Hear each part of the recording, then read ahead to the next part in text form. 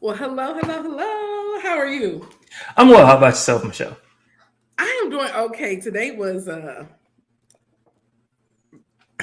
interesting day at work, I guess I'll say, because they're all busy, but this one was interesting. But we're here to get into the mess that is Love and Marriage Huntsville and the Real Housewives of Dubai. So again, those who haven't been before, we are new to Love and Marriage Huntsville. Actually, both shows. We're new to both shows, and we're forming our opinions as we see things. And as I was watching, I think I still feel the same for the most part about people, but as they flash back, I'm just like, that's interesting. That's interesting. So I don't know. Eventually, I'll get back to the other episodes and feel and see if I form my opinion because they could do edits for each season to make you feel a certain way about so because I feel like, and this is like, but for Melody, I feel like she's probably one of the ones that has wavered. Like you may like her one season, not like her another season, like her one, like they do a lot of the main characters. Um, yeah. So I don't know, something about this episode that made me feel like she may not have been the most liked in other seasons. I mean, it's been 8 of them, so we're Oh coming in God. on 8. So Yeah. yeah. Yeah. But when we left, um, they were at a party with Miss Nail. It was Miss Nail's party, and Tisha and Stormy were going into it. They were back and forth or whatever. And I don't know if she had just left, but Stormy left, and Miss Nail stayed there to talk to Tisha, try to figure out why she was on 10. Because she was, I think it's part of Tisha's personality, but she was, I think, a little drunk too. Because she was just like coming for anybody, even the birthday girl. And I was just like, I don't even know if that was necessary, but um, as the husbands are watching on, as they often do in the um, Reality world. series and all these kind of series, they were like, this is pretty much par for the course because they flashed back to other things. And it was not Marceau, it's the other one. I don't know, but it's Kimmy's husband. He has the same like facial expression whenever they like what's going on when they about to fight. They got to get paid. So but Tisha claims she's not gonna be fake, and Miss Nell was like she was being aggressive, and she just didn't feel like you should be coming at me this way. Like what's going on? And Tisha brings up something I think is totally random, but it may have been a major deal in past episodes. But apparently, Miss Nell, somebody came, made it seem like, okay, why are you friends with Tisha? And she was just like, oh, she's my mentor. And Tisha felt like Miss Nell wasn't her mentor. And I don't know, it was such a weird thing to be mad about, but she thought they were forming a friendship, but she let the fans kind of dictate how she felt about them. And so, um, yeah, it was just very weird, but they ended up making up and, you know, Miss Neil ends up hopping on the table and hopping on her man and grinding and all of that kind of stuff. But I don't know if Tisha was like trying to actually like make a scene. You know, like you can't have a party or nothing without making a scene. So I wasn't sure if that was just that or she was drunk or whatever, but this was kind of unnecessary. Let's just blame it on the alcohol. Hey, blame it on the goose. Now, meanwhile, Stormy has made her way over to Marceau. So it was like her and Courtney and Marceau, and I think it might have been his brother. And he brings up the invitation, like basically, why are you inviting us to an event and we ain't even talking? And she was like, I don't really hold stuff. So we were done. So I just sent y'all an invitation like I did everybody else. And I don't know. I guess she was like, look, if we didn't want to invite you, we wouldn't have invited you. And I don't have a problem with Tisha. Tisha got a problem with me. And I guess they extended the olive branch, and she like, why y'all mad at the olive branch? And but they decided, okay, we at Miss Nell's party, we're not gonna even talk about it. But I can see both sides because it depends on like how crazy the situation was. So from what I saw at last season's reunion, I don't know what happened during the season, I will say, but just from their flashback to the reunion, Stormy and Tisha were going back and forth.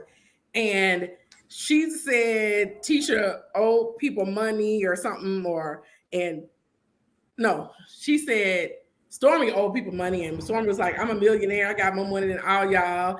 And then Tisha said something about go pop pills. And I don't know if Stormy got a drug history or whatever, but that was the issue. So I don't know. I may have to go back at that. This just sounds like recycled mess. I don't know. It's like they're calling things back from other reality shows and trying to throw it in people's faces and trying to make it stick. And at this point, we're so immune to it. Like, yeah, you can. It don't mean nothing. Go. So I can see how Stormy could be like, "Oh, that was just our reunion thing. It's over. Come to my event." But yeah, they found they had an issue with it. And look, at the end of the day, it's camera time. Use the camera time. She could have saved all that mess for like once she got there. No, don't have that conversation in the bus. Have that conversation while you're there, and you could have resolved it at the party. It could have started. The climax could have happened, and the resolve could have happened all at the party. That would have made it so much better than putting it out on the bus. But I guess maybe you need a little, instead of liquid courage, maybe you need friend courage. And then she ended up saying like, Tisha, she RSVP'd anyway to say she was coming. So to me, it was just like, yeah, you just making up stuff. So anyway, Courtney, Martell, and Miss Nell's husband, I think that's Chris, they meet up to play football in the cold. And Martell is like tripping on how Miss Nell, he feel like Miss Nell kind of took sides and how she met up with him and basically disinvited him to, well, I guess she didn't disinvite him. She just let him know he wasn't invited. And her husband, he claimed, so Martell claimed that it's hard to get, Chris claimed it's hard to get them in a room with no issues. Martell claims that basically when they're in the same room is not really an issue. But did you see that Chris gave him a look like, say what now? Now, I will say I have yet to see a flashback of Martell and Melody getting into it at an event. Right. But I haven't seen it in these little episodes that we've seen. I haven't seen that. So I don't know. Me either. Now I have seen them other than it's just the two of them. Yeah. So I've seen them going at it, but it wasn't like at somebody's event. Like it seems like it was something that they had going on. But so let's see. The guys, I think, is just kind of like, I always feel like the guys are kind of semi-scripted, like let's go and talk about this and we can leave or whatever. But it's mostly because guys don't want to get into the mess. Guys do not want to get in the mess.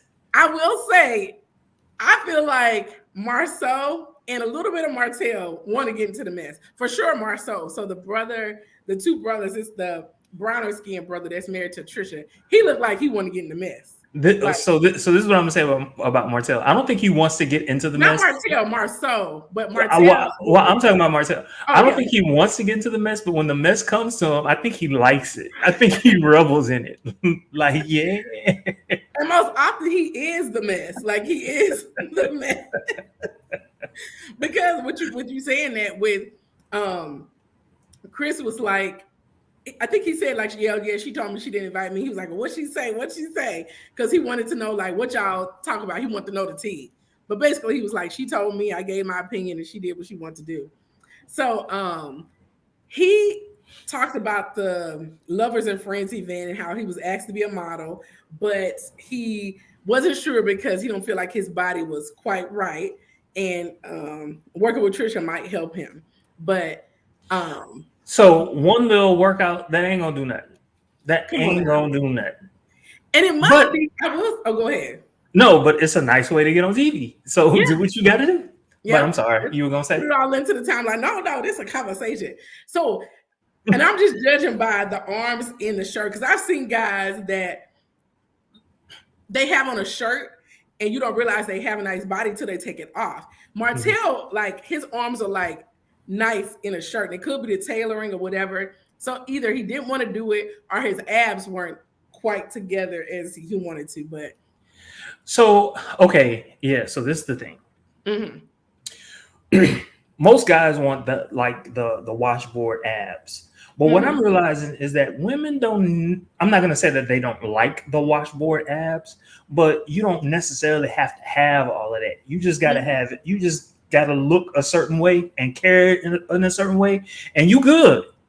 Yeah, you got to have a swag. And me and my friends were actually talking about this, and not necessarily, it was actually the opposite, because our friends that have the quote unquote nice bodies, tight, right, everything like that, are single. They ain't got no man. And all of the friends that aren't tight and right, i.e. me, they are. I think about most of my friends are married, got a man or whatever, family members, even too, as I think of all of them. And the few people that, not saying that, I don't know, it's just a theory, but I don't know what it is, but I think in general, if you're eye candy, yes, we want to see the abs, we want to see the tight, right, all this kind of stuff. But when it comes to your man long term or whatever, I don't think it's as important. Like, you don't want him to be unhealthy, but he can have a little dad by it, whatever. So you saying I can walk around with a Speedo down the street? Yes. Do you.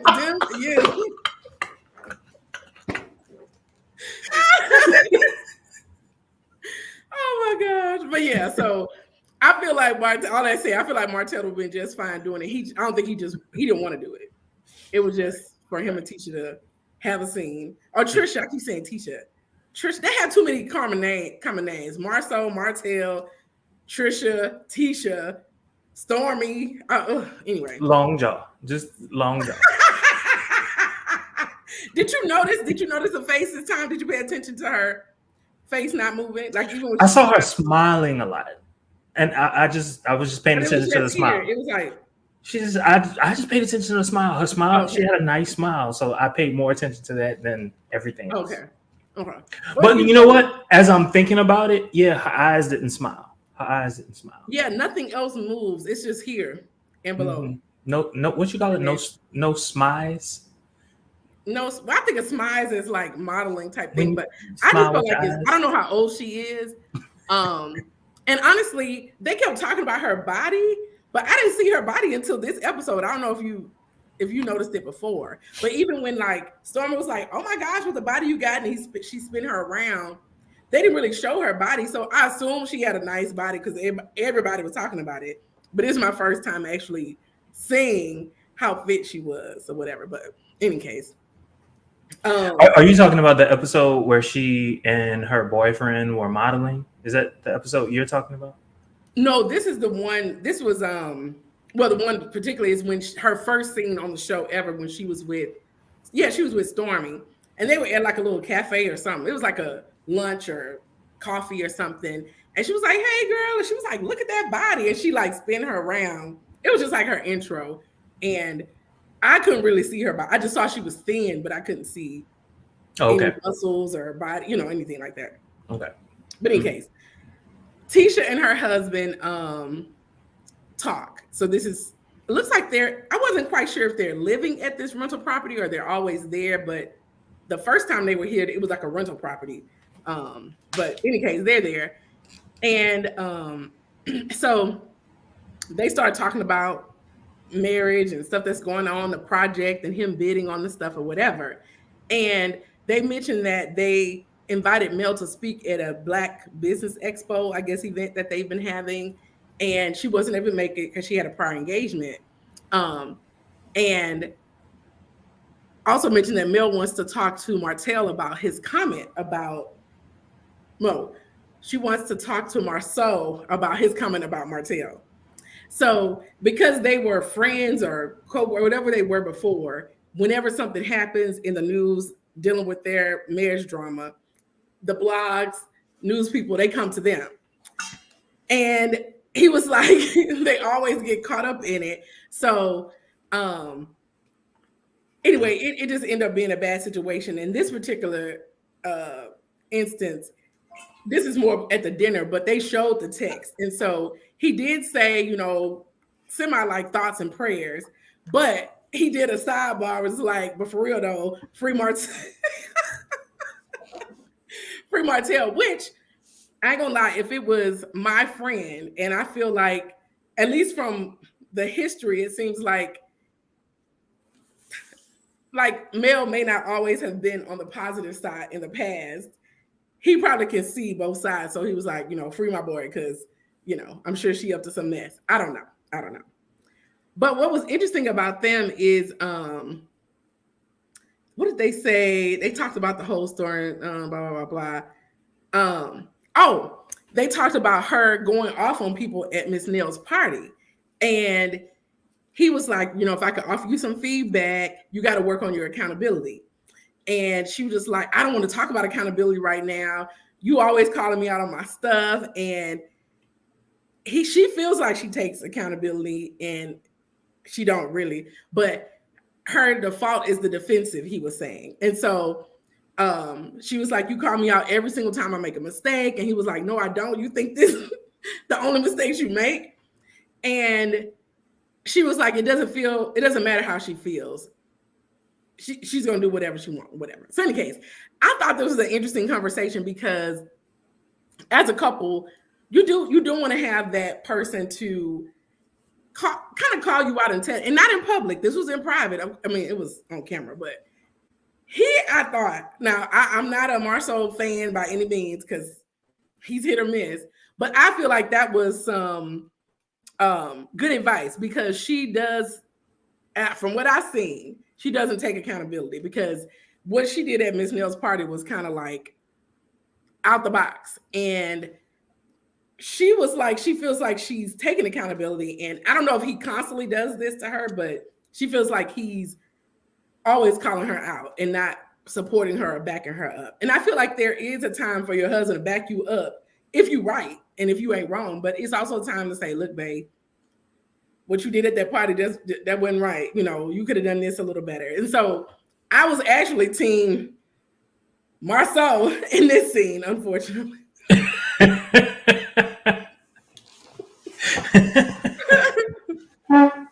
But yeah, I don't know. Would you prefer somebody call you out? Well, I mean, in private now, call you out, or just let you? And sometimes, okay, if you know somebody's upset about something, yeah, let them vent and maybe tell them later. But I feel like the timing was right. She wasn't accountable. He called her out on it, and it was fine. So yes, 100%. Whenever things have calmed down a little bit, when you can sense that they're in a good headspace, not like you don't want to destroy their mood per se, but you do definitely want to have that conversation, especially like if it comes up naturally instead of you like saying, okay, I want to talk to you about this. Like that's jarring to go from this to this. But if you bring it up, you're in a good headspace, and boom, we gonna have this conversation. And it would start with me just being me. I would just ask a series of questions. And those questions are pointed.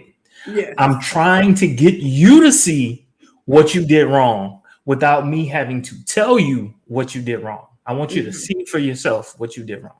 Yeah. That's how I handle things. Whether that's right or wrong, it's probably wrong, but that's how I do it. No, I feel like it's, totally fine. And in this situation, I feel like it wasn't escalated. I feel like, because he was just like, I'm going to offer you some feedback. And I feel like it escalated after he gave the feedback, because she wasn't trying to accept it. But yeah. So anyway, Stormy and Mel meet up together, and they kind of, talk about her podcast and all this kind of stuff. And she mentions that the gala, and mentions that she invited Martell to be because actually Mel was like, okay, what are we wearing? Is it dressy? Like, what? So Mel was apparently going, but once Stormy told her that Martell is supposed to be a model, she was like, okay, well, if he there, I won't be there. And so she was like, okay, I guess that's how it is. Now, it doesn't seem like they had a restraining order, but for some reason, I don't know. It seemed like it would be good TV if they feel like it would blow up, but neither one of them are gonna be. Well, I feel like Martell would go to an event where she is, but she won't go if she knows he's coming. So they would actually have to almost like trick them into being in the same spot. And it could have worked if Stormy didn't tell her, but I think Stormy, she didn't want no issues. Valued her friendship, yeah. Yeah, value her friendship. And well, this is an interesting question. So let me ask you. So let's say you, I'm just going to use a name, and this is all hypothetical. Let's say Tiff was in a relationship with this guy that everyone just objectively thinks is attractive, right? So the two of them break up. Let's say Tiff was married to this guy, but it's a certain situation where friendships have to be maintained. I need to add that little part because girls are kind of like, no, Tiff is my friend. But let's say it's a situation where friendships have to be maintained. All right. So as a result, you invite him to a similar event as Martell was invited to, but you want to give Tiff the heads up. What's right? What's wrong? What's happening? So I feel like, and I think in that situation, let's say, because it is very hypothetical, but let's say my husband was very good friends with her husband. So that's how we maintain the friendship, because you can't just, it's hard when couples break up. I'm trying to think, have I been in that situation where we were couple friends, they broke up, what do we do?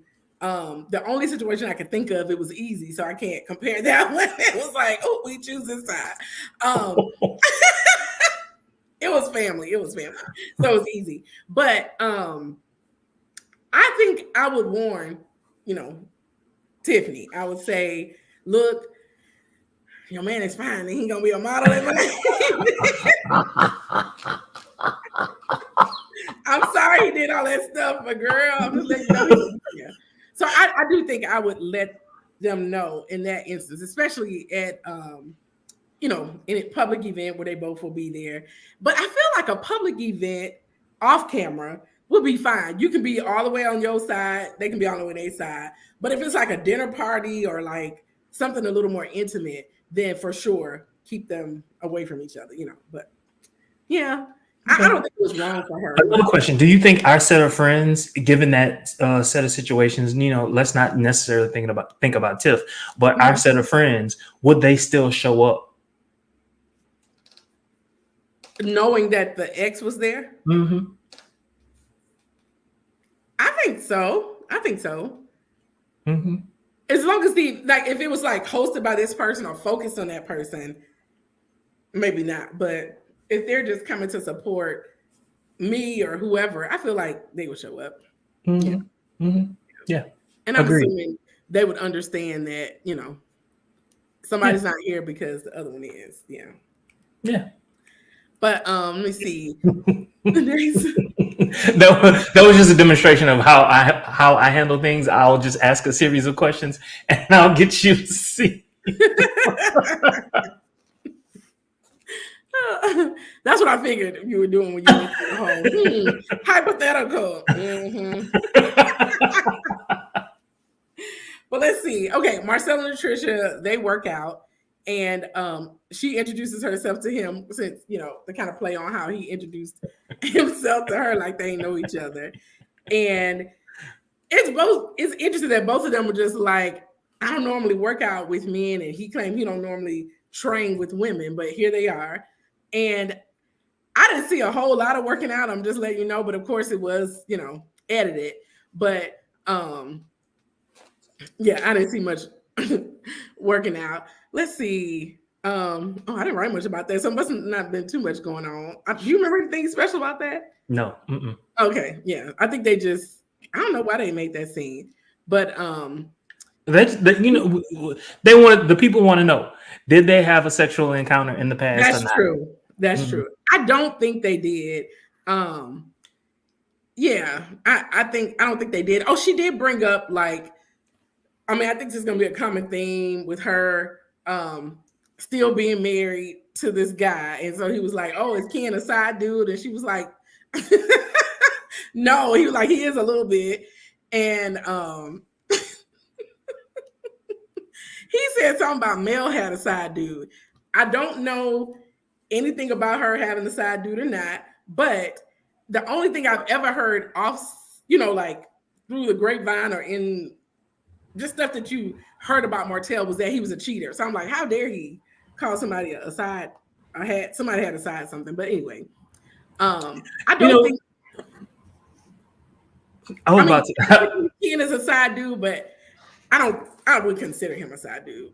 I was about to share my family secrets, and maybe I shouldn't. So it was just about to come out my mouth. Oh Lord! Let's say you had a cousin named no. It was my uncle, but yes, let's keep the family business. You can tell me afterwards, though. Oh my God.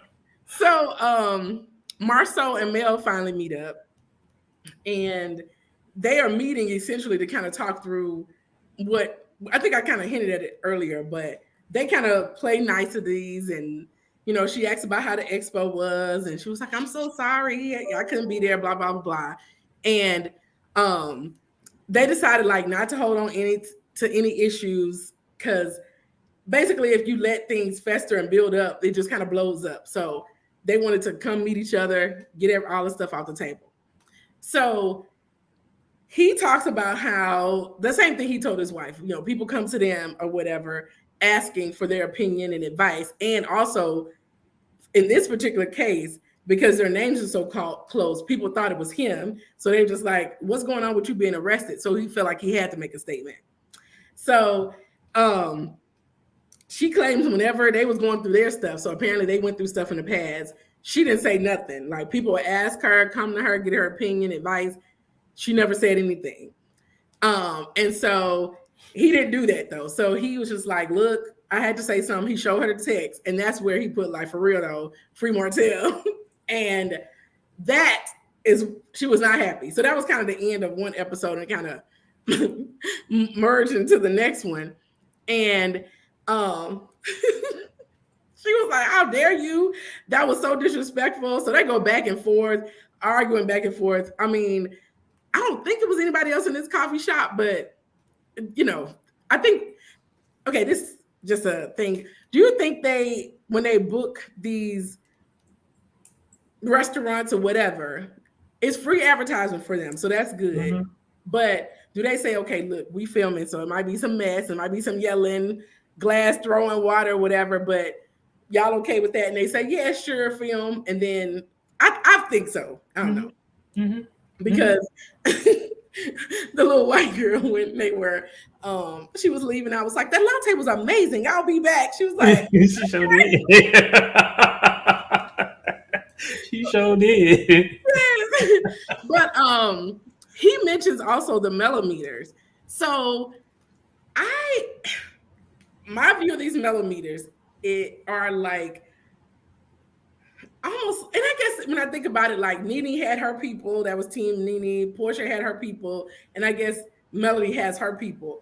But I can't recall any Nene, Portia, Kenya people like being so invested that they show up at places, or like, or that they're even part of the storyline.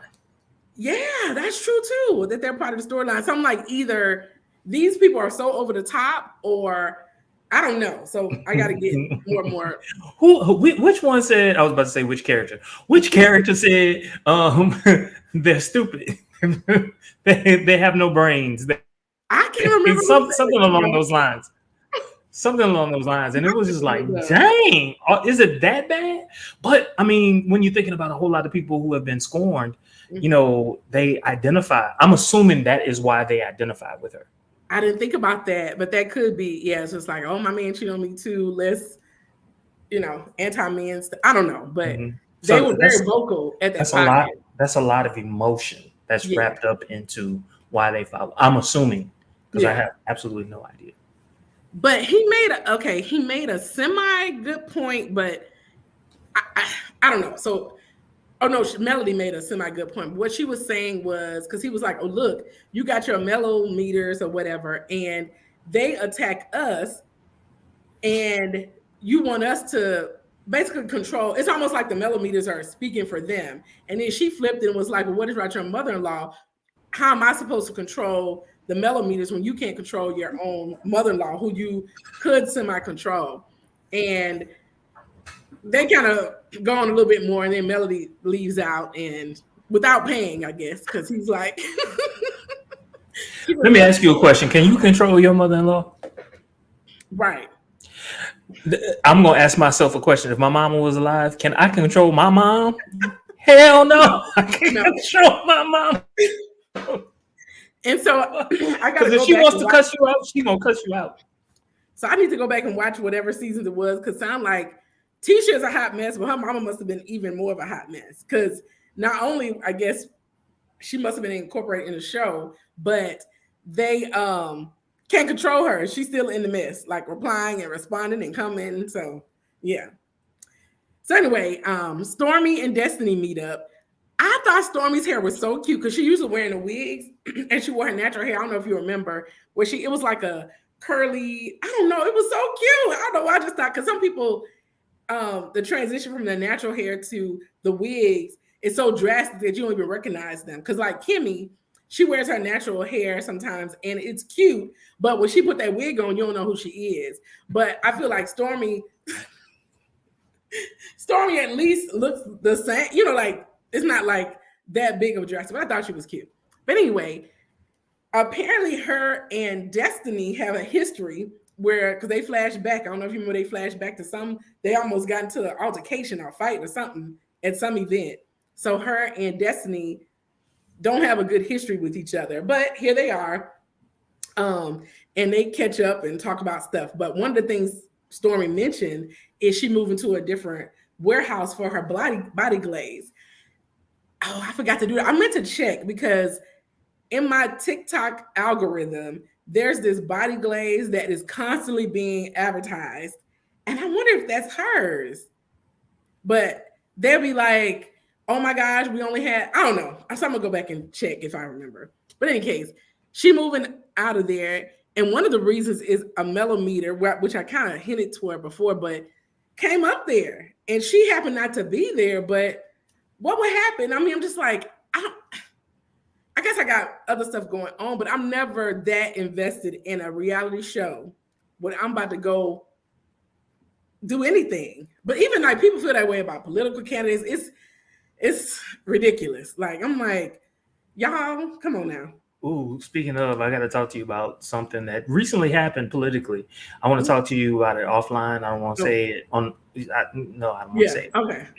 I remember. Okay. So the whole point, I think, of this thing was to she also mentioned that Melody, this is another thing that made me think she's in and out, because she said Melody wants her people to be black and white, her side or not.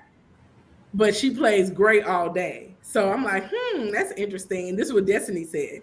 And also, Stormy let Destiny know, look, I invited you to the thing, but I also invited Sonny and Moses, so they'll be there. And so she talks a little bit about her meeting with Moses and how he showed up with no ring on, and how he wanted her to date him like he was the girlfriend, like do for him, take care of him or whatever. And she feels like it was a get back, him and the relationship with whatever her name is now, Sonny. And it's okay. I do realize that some people will do get backs in relationships, like date somebody else or date somebody to make somebody mad. But would you marry them? That's what I'm like. He married her, so that was that's a get back if it's that deep. I don't think it's I don't know. Okay, so at this point, I don't remember which episode is which.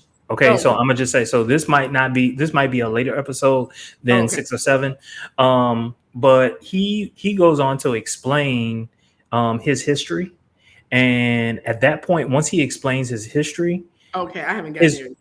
Okay, his reasoning becomes a bit more understandable. Oh, okay. So you get why he married her, or you get? I get why it was so quick. Oh, okay. I get why it was so quick. Okay, well, Well, y'all probably already seen it, but I got something to look forward to. So let's see. I don't know if you hear this dinging, but in I case, do. I I'm keep trying to thinking it's mute me. it. No, it's me. And I'm trying to mute this little chat, but in any case, I'll try to. Oh, I there we hope go. it's not work.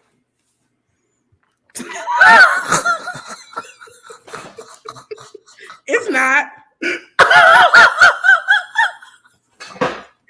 In any case, Marceau and Tisha meet again. They meet with this. They have a new like project manager or whatever. But in case, they have this conversation, and he brings up his meeting with Mel and how she was upset about his comment, and they talk about all this. But he mentions, now this is the part where I wasn't team him because I felt like, okay, you could have left this. He brings up, he was like, Melanie made a good point. She said that we can't control the mellometers, but you basically, if she can control the mellometers, we should be able to control your mother-in-law. So what's going on with that? And Tisha claims she asked her mom not to talk about Mel, not to address her. And you know, I don't know. I felt like this part, he was just kind of Being messy. I wasn't team him on this one. Yeah, but I guess Melody can tell her fans to activate, and they do. It's almost like her hands are free, but they doing what she want them to do. You know. Well, this is what I'm going to say about that. So I was kind of conflicted about that. So what I was thinking was basically, hey, look, she was attempting to hold me accountable, and I disagree with it, but at the same time, I can't look like I didn't broach the subject. So I am going to talk to my wife about it, and hopefully my wife is going to be able to say something very similar to what I just said. I can't control my mama. Why would I even want to control my mom? Do you understand what that would do to the relationship between me and my mama? No, yeah. I can't do that. Yeah. And that's all she really had to say. And then that would have been it. Yeah. But I guess she semi said that, but she did say she tried to ask her mom not to do the stuff she doing or whatever. But again, Melody, she was just like, these mellometers must be something else. But in case, I think the last scene was Stormy and her Lovers and Friends event. And it seems like it was beautifully decorated or whatever. And everybody's coming in. Sonny and Moses arrive. And I don't know, do you watch the Jackson, Mississippi? What is it called? Bell something? Bell? I've seen a few episodes. You asked me to watch it. I've seen a few episodes. Oh, okay, I'm familiar. Okay. And it has a similar feel to this because you can tell it's a Carlos King, so it has a similar feel. But in case, I don't know, it's just always interesting when I see other couples from other shows. So I saw one of the couples there, and I don't know how far Huntsville is from Jackson. I'm sure it's not too far, but they were there.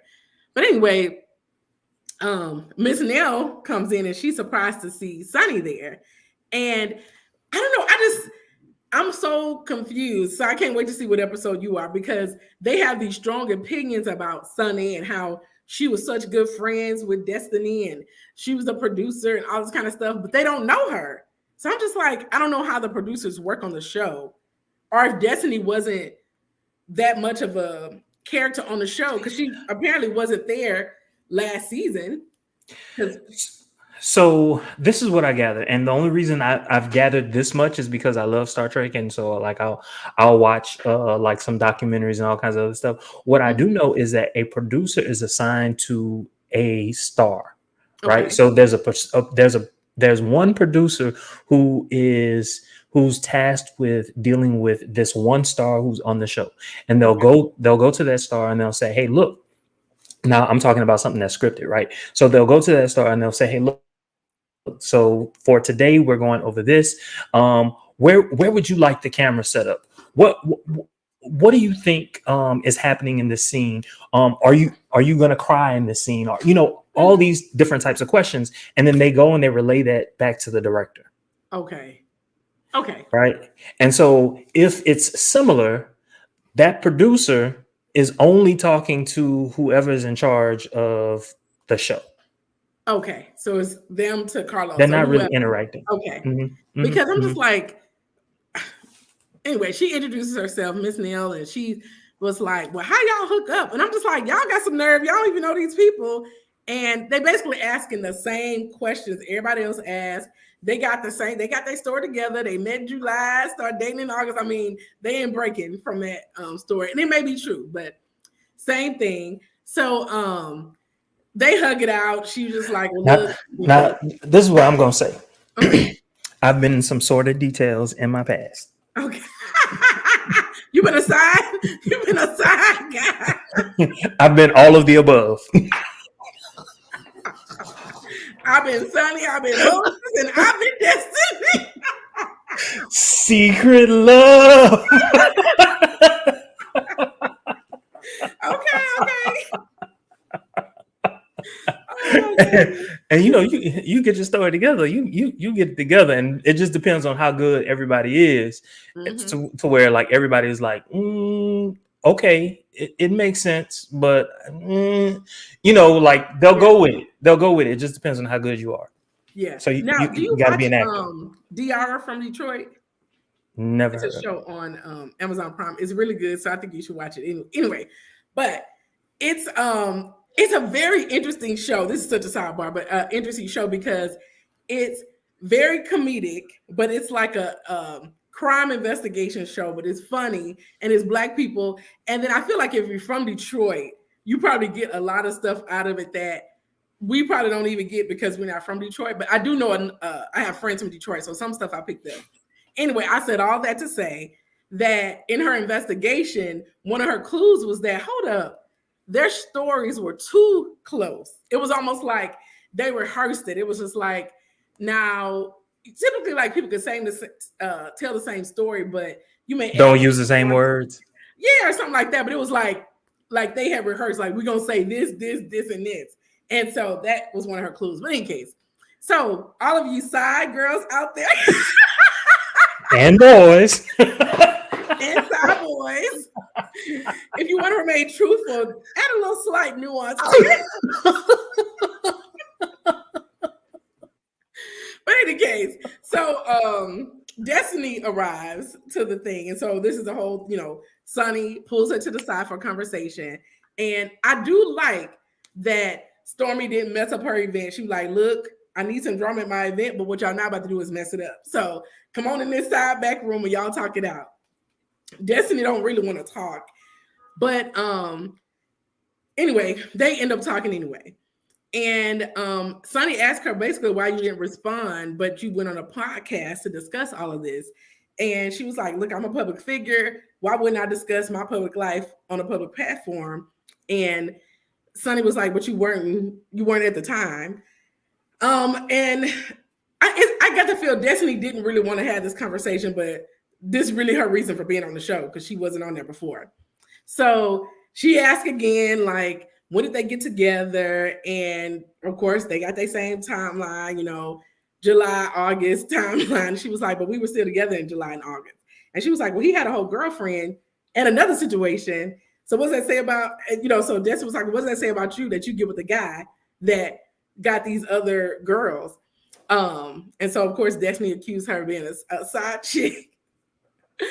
But this is some new info. It sounds like he was married before and Destiny may have been dating him at the same time or something. Like she was a side chick. Because it didn't seem like Sunny said something about she was messing with him when he was married before. Did you catch that? I did not. Because he was married. I think he was in prison. He was married and divorced in prison, but he was married while he was in prison? That's what she said. Oh, I guess I wasn't paying attention. Okay. Yeah. All right. So they accusing each other of being side chicks. And they both side chicks. Pretty much. She just ended up getting the ring. And I can't wait to hear this short-term thing, why this all happened. But she was like, you dropped the ball. I picked it up in school. And we get to see if she scored or not, because I feel like if cheating is in your nature, yes, some men may be able to like turn it off and be on the straight and narrow. But if it's just like who you are, we'll see. I feel like they may last a little bit, but So there was something I don't remember which episode it was. Hopefully it wasn't this one. Ooh, Lord Jesus. So in one of those episodes, somebody said that she cheated. Big forehead girl. Stole her sister's boyfriend from somebody else. Whatever, something like Oh, that. I'm I certain did hear that. I did hear I'm that. missing. But this is high school. When in high school, like, you know what I'm saying? Like, number Yeah. one, you don't necessarily know who's dating. You don't necessarily. Yeah. Sometimes you do. Mhm. Sometimes you don't. Yeah. Right. And so, whatever. And I don't count, like, to me, if like your cheating was in high school or your stuff was all in high school, I don't really count that. Like, start And counting. boy, let me tell you something. The boys that them boys that I teach, ooh, they lie so well. They lie Oh, so do well. that. You see them lying in class, and you know, and as a teacher, like I just look at the girl, and hopefully she can understand that from that look, Mm-hmm. that motherfucker is,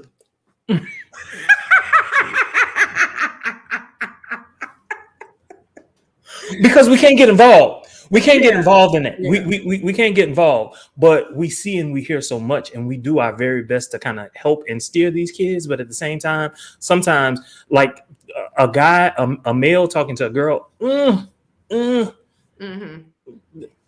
but that same guy was in my advisory class, and I chewed him out. Oh. Chewed him out. And then I said, if you're gonna lie, you're gonna have to learn to lie a little bit better than that. Because That's what I was like. Are they good liars, or do the girls believe? You know, and it could be like they're honing their that gaslighting skills. So that's what they're also new to it. They're okay. also new to it, and that their hormones and all of that, they want to believe the person that they're with. But because you've lived enough, you can spot a lie. Okay. Okay. Because I've lied enough, I can spot a lie. Like, girl, I can. I ain't gonna get stars.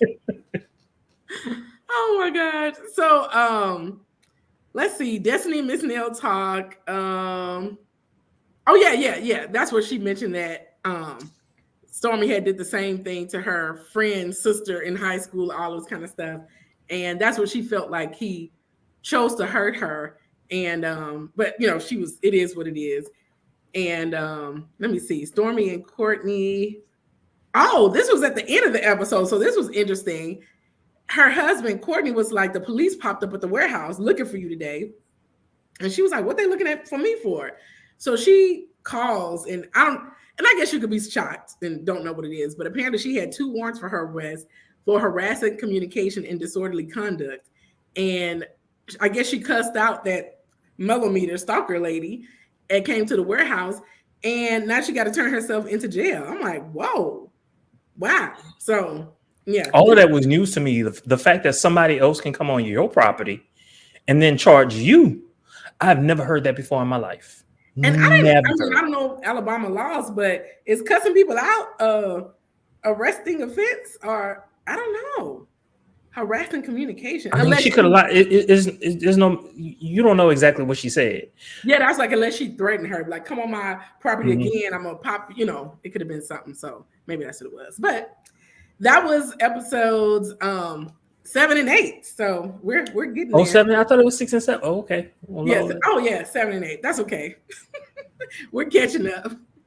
Okay. So anyway, you ready for Dubai? I gotta pull that. Let's get to it. Let's get straight to Okay. it. All right. So this is episode 4 and 5 of Dubai. So we have that right. So let's see. It starts out with Talene, and let me see. No, oh well, she does. Oh, Right now, that's that I need that, because otherwise I can't tell them apart right now.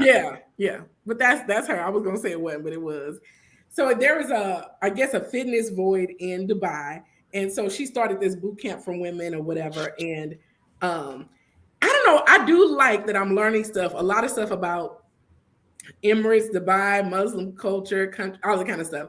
So apparently, Muslims don't really work out in the same room as men. Muslim women don't. Yeah, Muslim women, sorry, as men, because people may think they're trying to be sexy, where, I mean, that's literally America. Like, people wear as skimpy stuff as they can, go to the gym, all that kind of stuff, recording themselves, posting it.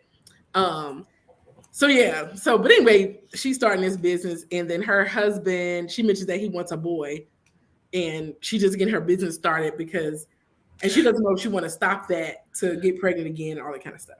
So this was a question that I had about Talene herself. So like I'm looking at her and I can't really place her. I can't tell if she's Hispanic. I can't tell if she's Muslim, if she's white. What do you know what she is? Did she say Armenian? I feel like Armenian is what she said. Okay, so she might be Muslim, might not be Muslim. It just depends. Okay. Well, she hit the little thing. I don't think she was there where they did the Muslim. What was it called? They called it something, and I wrote it down. I probably wrote it. I'm gonna say it wrong. I don't want to offend nobody, but what was it called? Iftar. I don't think she was there. Okay. But everybody there, if they weren't Muslim, they were friends of Muslims, fasting or not celebrating, or what is it? I don't want to say celebrating Ramadan, but participating, I guess, in it. But in case, Stansberry and Sergio are finally moving out. Like, they had the move out party and everything, but they're actually moving out. And I will say this scene reminded me a little bit of Anthony, because I could be busy doing something. Anthony be like, "Can I have a hug?" And I'm like, and it's so sweet to give somebody a hug. It sounds so simple, but it's like when you in your mode doing something, it's like, don't you see me doing something? So she's trying to get away from him. And she has all this stuff in her friend Michael's house. She got the dog, she got the luxury stuff. And I thought about this. I'm like, okay, I will say I did see some movers, but you got all this money, just get some movers. Ain't no need you fighting with Sergio about these bags. And you can just pay somebody a couple $100. I don't know how much it costs over there, but if you spending $10,000, $20,000 on a bag, sure, you can spend $1,000 on somebody to pack them up and move them out. But they may have needed a scene. So it was interesting. Well, let me ask you a question. Did that seem rehearsed to you? No, it did not. Okay. To me at all.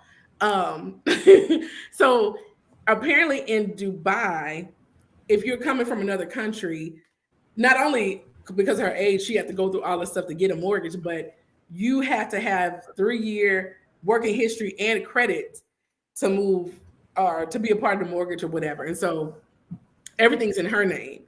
So I feel like that may have something to do about Sergio getting upset, but he was still being very irritating, I will say, because it's like, she did say, I'm not a Stanberry fan per se, but she did say, look, I'm on the phone trying to get this stuff worked out with the keys. He kept asking her questions. And she told him, because I rewound, she did tell him what she was doing. And Michael comes in and was like, what's all this screaming about? And she's like, we're arguing because I'm trying to get the stuff ready for the keys and all this kind of stuff. And he asked me about these doggone bags. And he came in and was just like, I'm the husband. You need to, why are you telling me you need to respect me? I'm the man of the house. And I was wondering if he didn't feel like a man because he's not on a mortgage. She wouldn't hug, all this kind of stuff. I don't know. I thought about that, and her friend Michael is gay, right? So based on what I've seen, I can't tell, but looking at him, I can tell. So that's why I was like, I don't think he's a threat as far as her trying to get with him. So he just felt like you're giving him the attention that you letting him come in and talk to you. You telling him all this stuff. I asked you a question and you threw me off. So it could have been that. I don't know. But I felt like that was real. I did feel like that was real. He was really angry. Poor thing. So let me see. Lisa and Ayan get together. Ayan's going to try to find out how old she is using a forensic teeth age thing or whatever. And can I just say, I just find Lisa to be so beautiful. She is beautiful. I every time I see her, I think she is very beautiful. I mean, you may not feel that way about Ayan, but I feel like all the Black women on the show are beautiful. Actually, I think everybody on the show is beautiful. Stansberry, it depends on the placement of the camera. Because she's the only one. I was just like, everybody except. And what's funny is usually the diary is the one where you looking your best because you didn't get your makeup. But she looks the worst in the diary to me. She looks older. She looks made up, and I don't know. She looks older actually in the diary than she does like in her everyday regular life. Okay. Yeah. But anyway, she thinks her body is. But she's not ugly. She's not ugly. I don't think she's ugly. She's not ugly. I was just thinking you know how sometimes you work so hard to look young, you end up looking older. That's what I feel like. Because she looks older than 46, 47. And I think it's because she's trying to look younger, but it's coming across as older to me because of the stuff. I don't know. But in case. So Stansberry is definitely going to come to see how old she is, because if you saw the flashbacks, she was just like, she kept calling Stansberry. Oh, I don't know if it's Stanberry or Stansberry. I'm saying it interchangeably, but whatever. I know who you're talking about. Yes. And so I thought we were going to find out, but they did all that and we still didn't find out. But Ayaan mentioned that she's having a Queen's dinner, and she also has a missing teeth, which I thought was interesting because I know a lot of people have missing teeth like up here, and you smile, you can see it, but hers is somewhere. I got one too, but however she can smile, you miss it. So she can smile in a way to miss it. But I'm like, okay, but I'm keeping my missing teeth. Just like her, because I was like, well, you can't see it unless I go ha ha ha. So anyway, I'm trying to cover it up. So let me see. Let me see if I need to talk about that. Oh yeah, okay. So she's having a birthday party for her son, who's 10 years old. He was a tween. He's a tween. He's getting out his cuddly hug me stage, and she mentions that she got full custody of her child by agreeing not to get anything from her ex-husband. And her son, though, I wrote that he's a hot mess because it seemed like he was semi-disrespectful to the nanny, and then he was throwing pillows at her and talking to the nanny any kind of way. And I mean, I know a lot of single mothers, and some of them do like overcompensate. When that happened, I said to myself, ooh, them cameras there. Them cameras there. Because if them cameras wasn't there, I'm going to tear your ass out. Oh my God. I'm just like, okay, now you acting this way. And I'm telling, usually they may try to play it up and be on a little better behavior with the cameras. Not him. He was like, I'm going to be me. So she experiences mom guilt, and I feel like she may overcompensate and allow him to do things, but you got to hone that in, because she said she flew him and his friends out to the Maldives. I'm like, not acting like that. I'm not. What she should have done instead of the friends, it should have just been the two of them. Just them. And I don't know if it's a culture thing where they have to have nannies, or it's just they have nannies. Because it was a guy I worked with from, what country was it? It was some Asian country. I don't know if it was Korea, Philippines, Thailand. It was somewhere. And he mentioned something about, his wife was struggling in America because back where they're from, it was just everybody had a house cleaner that came. I don't know if it was daily or whatever, or live with them or whatever, but you don't have to be rich. It was just what everybody did. And so she didn't have that in America. So she was just like, dang, I got to do all this cleaning. And so I didn't know if having a nanny was cultural or they just have nannies. Because it seemed like these are live-in nannies that are there all the time for all of them, pretty much. So anyways, but his nanny, she might not be there too long because he's a hot mess. Anyway, Saba and Sarah, they have a little tea or something. What is it? Chai Karak. I would like to try that, but it's a tea with milk and sugar. And let's see. Oh, this is when, is it a Ken? The German guy is introduced. And drum roll, he is fine. We agree.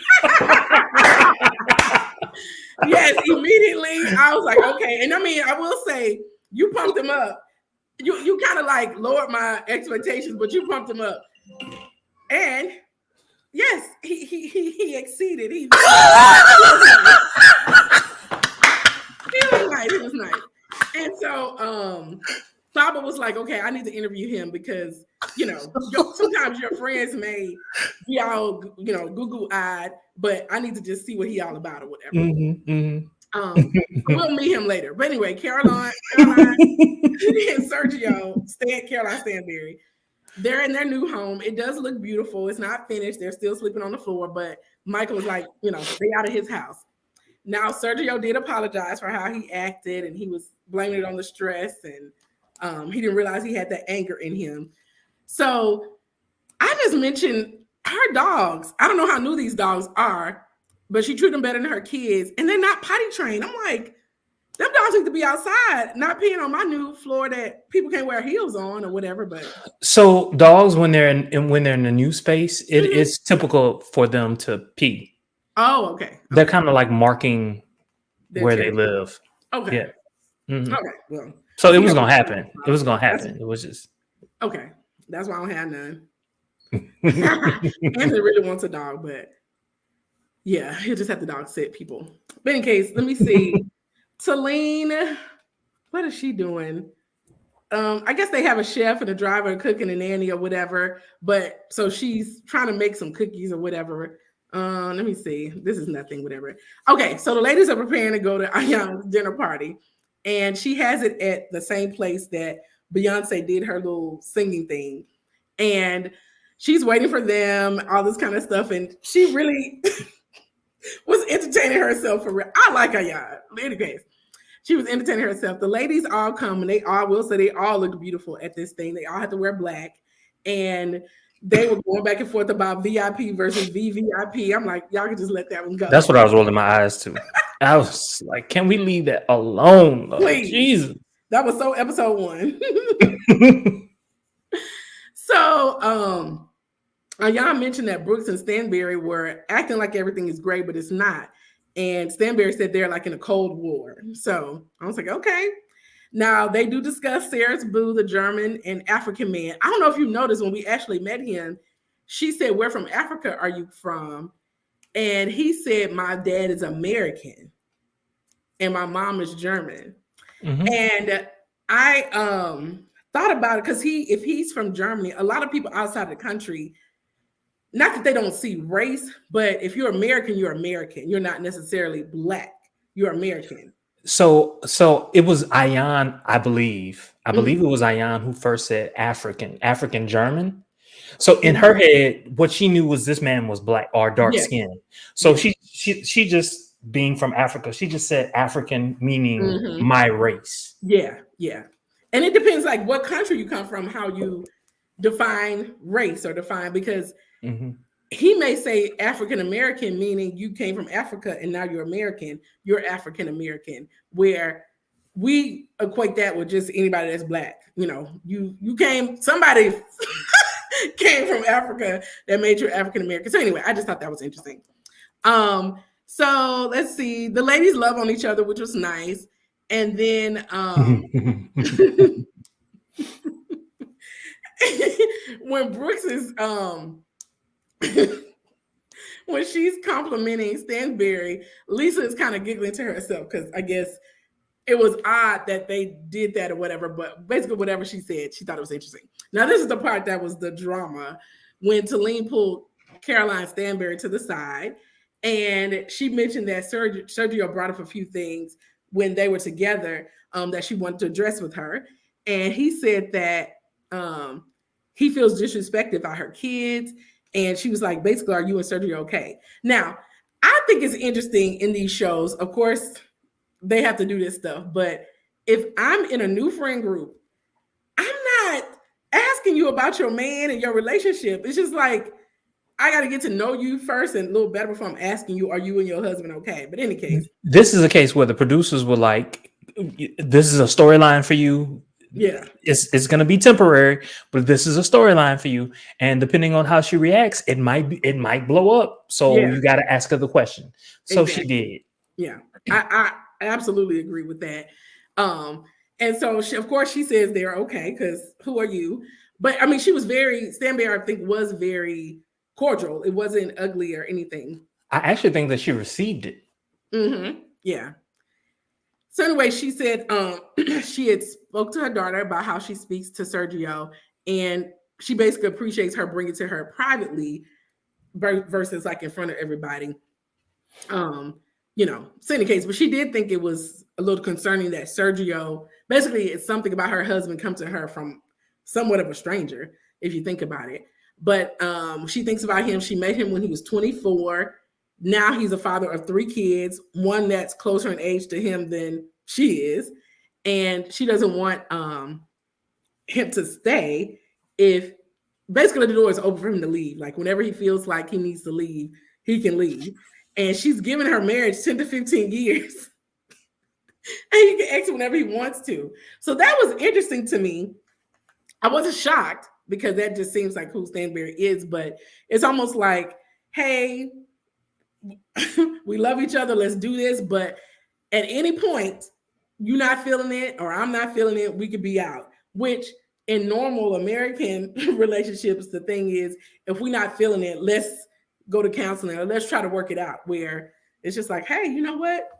You're getting too old, Stanberry. I'm out. I'm 43 and you are 80. Let me go. So when I first heard it, it was kind of jarring, but but on reflection, I was watching it in bed and I was just like, you know what? If I'm almost 20 years older than whoever I might end up with, when my stomach gets so big, you know what I'm saying? I'm moving a little slow. I don't want to go out. You want to go out. You want to drink. You want to stay up late. I don't want to do all those things. That can become an issue in the relationship. And so I heard where she was coming from. That was a very rational place, I felt.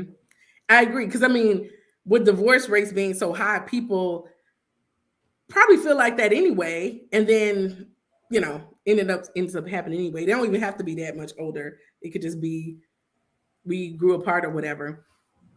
It was interesting that you put yourself with a younger guy, though. It always happens, because they always think I'm. I'm like, why you not with the 60-year-old?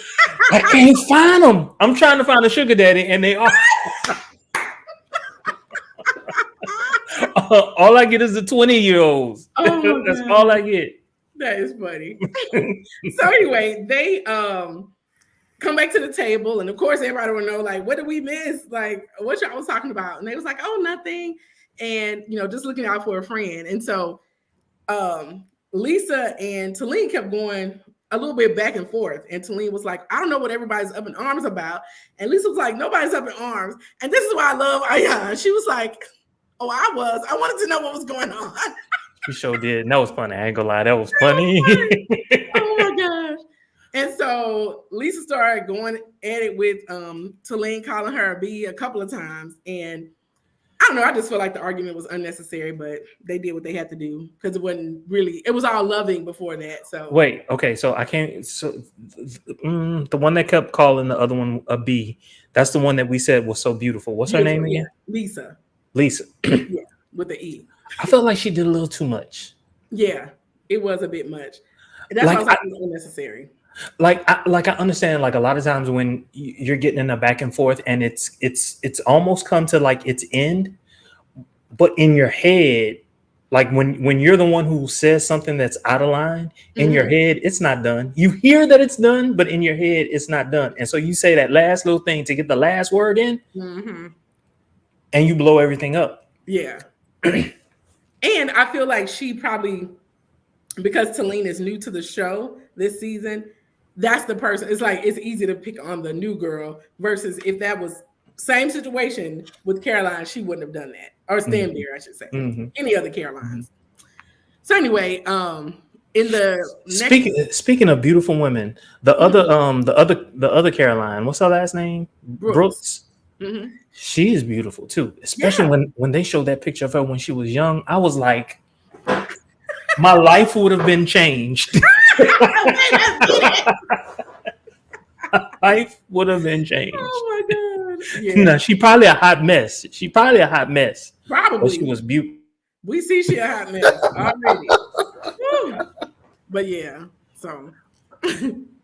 But we see that kind of ended one episode and morphed into the next episode where Caroline is inviting the ladies to a desert event, and she specifically tells Ayan to wear something you can do activities in. No ball gowns.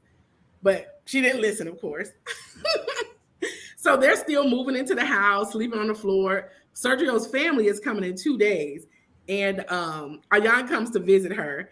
And apparently, I guess, because it seems like Sergio, when she was coming to the door, he was like, he said something in Spanish about the shoes. Remember the shoes, the heels, or something like Italian? that. Or Italian. Same thing. No, just playing.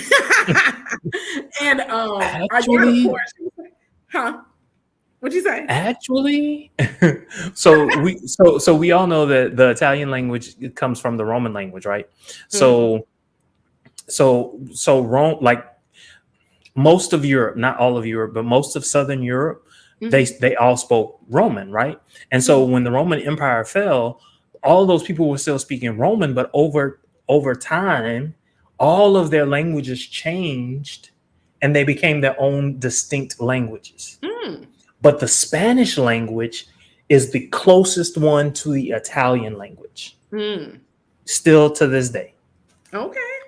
Yeah, I knew they were different, but I was just playing about them same thing. But I know they're different. But I did realize, like, because even when I just know a little Spanish, but even when you hear people, somebody impressed by that history, okay, lay it on us. But when you listen to Italian speak, you may pick out a couple of words. So that's why I was like, okay, it's kind of close. And even is it Portuguese? That's similar to, but not quite the same. Similar to Spanish. Sidebar, but it was a lady I was listening to on a radio show. She was Black, and apparently they pay.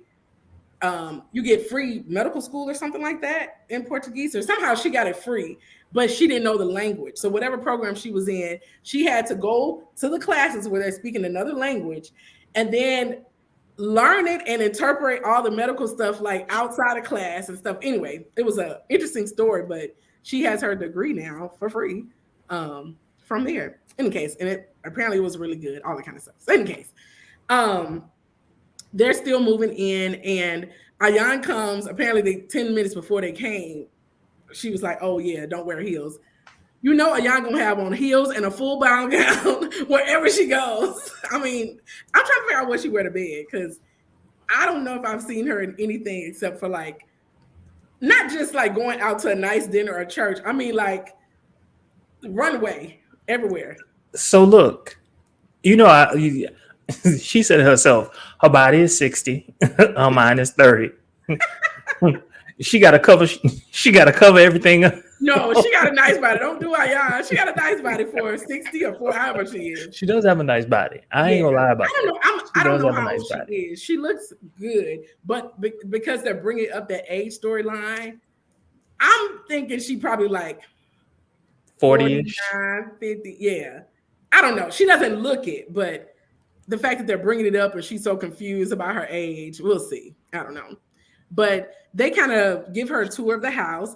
And they mentioned this tree that they had to like bulldoze in, not bulldoze, what you kind of like drop in. Yeah. And I was like, that's when you got some money. Oh, that's interesting. But and you got to feed it vitamins. Okay. And then they show her all this kind of stuff. And Ayan was almost going to be shady in her diary, but she decided to be positive and say that the house was nice, which I think it is nice. I mean, it's still coming together, but it's a nice house. They have a nursery for this maybe baby that they may have. And but they talk about her, which was interesting. They talk about Stanberry and her relationship with her kids. So her daughter Yasmin told Yasmin talking a lot, because she talked to Lean, and she also talked to no, that was Sergio that talked to Lean, so I'll take that back. But anyway, she mentioned that basically she doesn't want her mom to have any more kids. Number one, she was basically raised by a nanny, but she had her brothers as friends or family, and this baby she probably won't raise, and they don't have anybody. Like, all the kids are too older than her too much older than her to have a relationship. So I don't know. What's her name claims that she had a job and she was home on the weekends and they had a nice house. So, she should be fine. And so I thought that was interesting that, and it is hard for mothers, if you are trying to support your family. So you got to work. And I mean, luckily she had a nanny. So she must have been gone because she was like, I was home on the weekends.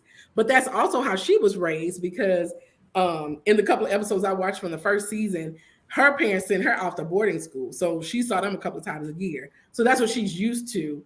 So I think it's very interesting. And then even with Sergio, their relationship, it's almost like, I know they say opposites attract, but they're completely opposite because she's like, get away from me. And he was like, I need you around. So I don't know.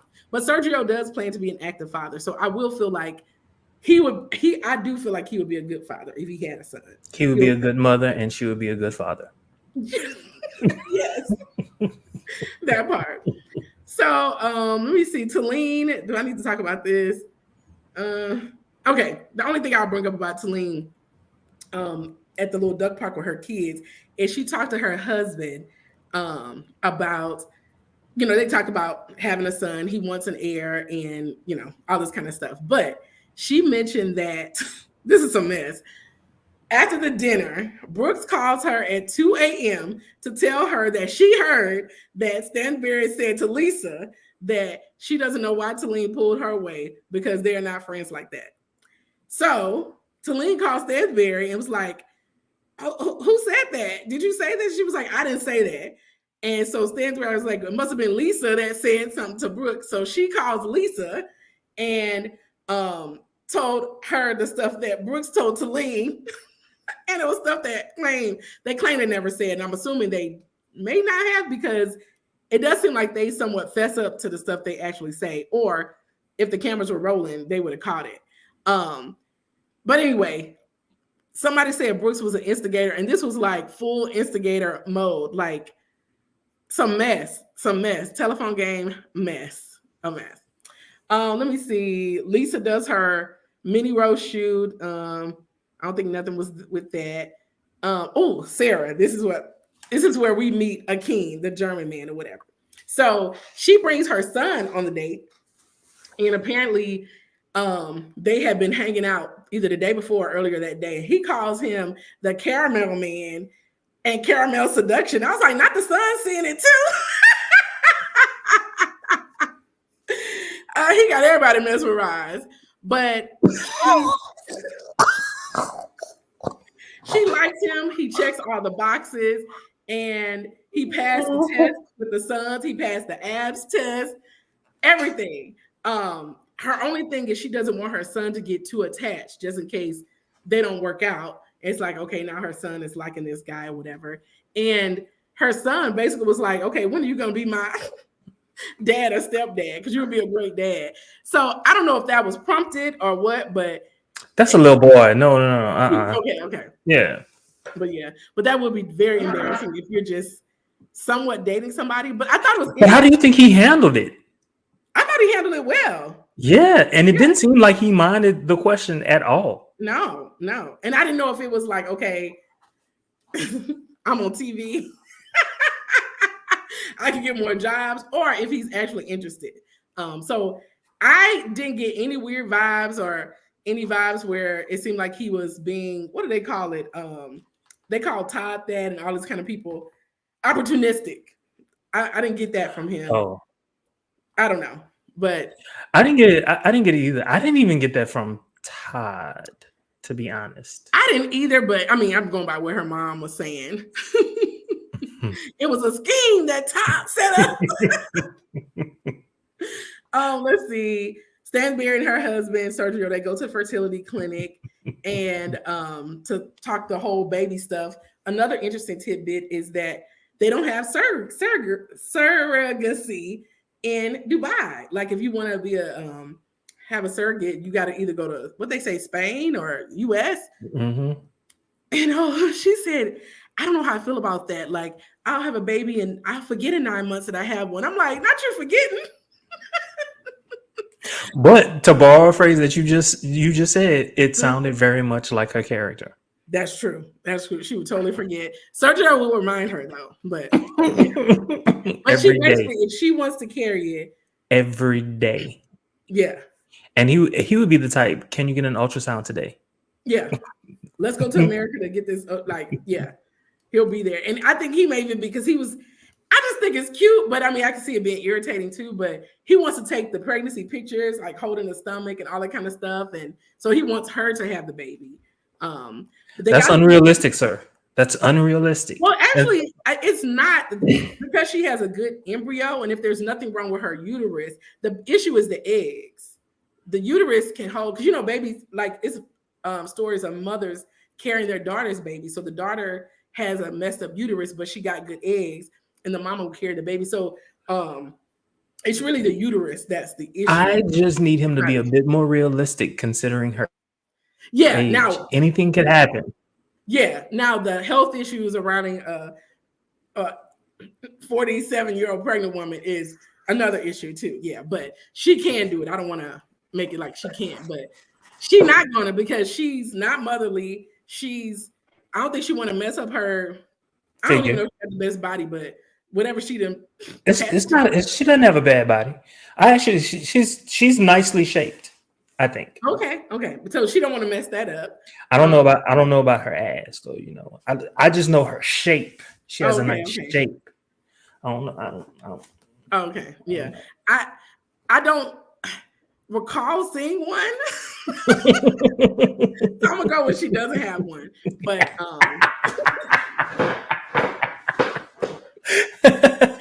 so we'll see. I'll try to make a note to pay attention next time. But in case they're at the first day of Ramadan celebration. Now, are you familiar with Ramadan at all, or? I'm familiar, not enough to be conversant, but I'm familiar. Now, I have I'm trying to see how to put this, like since we're not bringing family. But anyway, I know someone whose husband was Muslim and he would celebrate it. And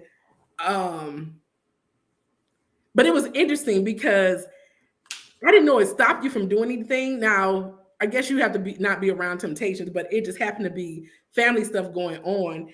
And they came all the way to visit us. And he stayed in the room pretty much the whole time.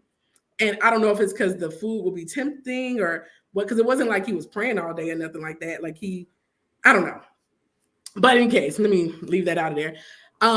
Saba's hosting, the ladies arrive, and a king comes in. And when I tell you, Ayaan was like, wow. She don't hold nothing. So she was like, you are a very good looking man. And she said, you remind me of a giraffe in Africa. And I guess that was a comment because, a compliment because I guess they're beautiful. But in any case, I think based on them talking about her ex, I had to Google him. He was fine too. That man that they tried to hook her up in the earlier episodes where she said he didn't check the boxes, he wasn't attractive to her standards or I think part of like if he was fine, she would have like squeezed him into some boxes. But because he looked like he looked, it was just like, okay, let me at least see if you check a box. And he didn't. So anyway, they have a thing. I didn't know about this eating dates. And I'm assuming prayer was part of it. But after that sun go down, they could just eat nonstop, like no cars on the street because everybody eating until the sun comes back up. But they talked, they question and interrogate Akeem, whatever his name is. And Sarah was like, I'm so sorry to ask me all these questions. But she wanted them to ask all them questions. She was like, okay, y'all keep asking. Mm-hmm. But he handles them fine as well. And I'm wondering if, I don't know, he's attractive and I feel like he did a good job. But I'm like, I wonder if him being so fine, they just like, he could have said anything. You'd be like, oh, yes. I killed a couple of people last week. Oh, my gosh. Just a couple. So they do all that. But Brooks and Talene get together for dinner.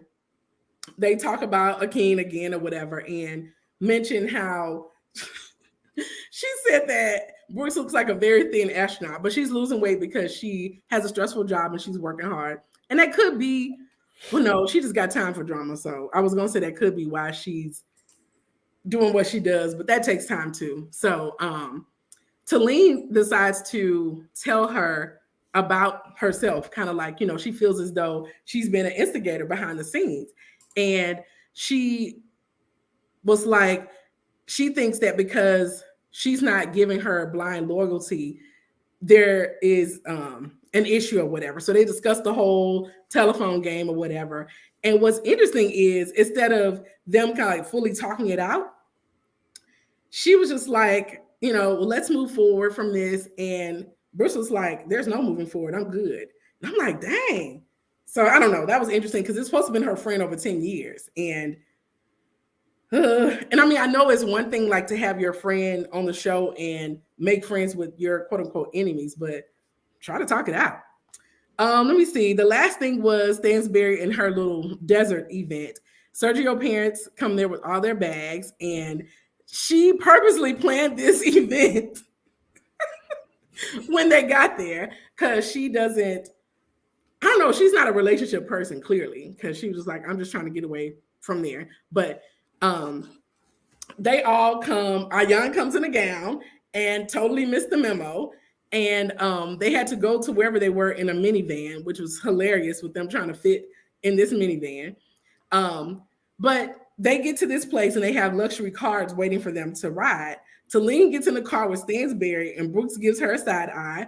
Ayan is squeezing into this little car with this dress. I'm just like, not only a ball gown, but like full of fluffles and ruffles and all that kind of stuff. Let me see. They get to the little thing and they do. I thought they were going to have fun riding down the sand thing. It was like a slow motion. Like, it was the worst. Like, y'all just walk. Let me see what else they mentioned. Oh, that Sarah and Akin haven't kissed. And it's a Muslim tradition, I guess. I don't know enough about it, but apparently it's common for them if they're not, I don't know, for them not to be physical in any kind of way. So that was interesting.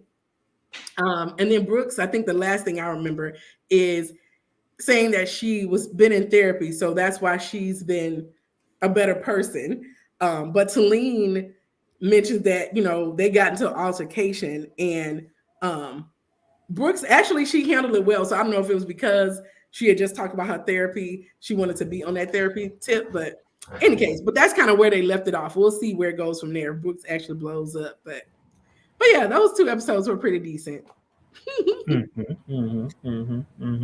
Yes. Yeah. Okay. So we'll be back next week, and we got to talk about Big Brother because it's starting this week too.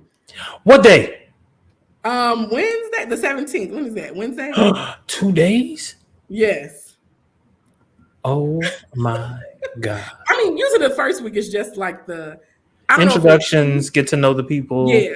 Yeah. So I don't know if it's like introduction and then next week is the actual episodes or it's introduction first episode. Like what? So we'll see. So we'll hit y'all with some Big Brother stuff too. Okay.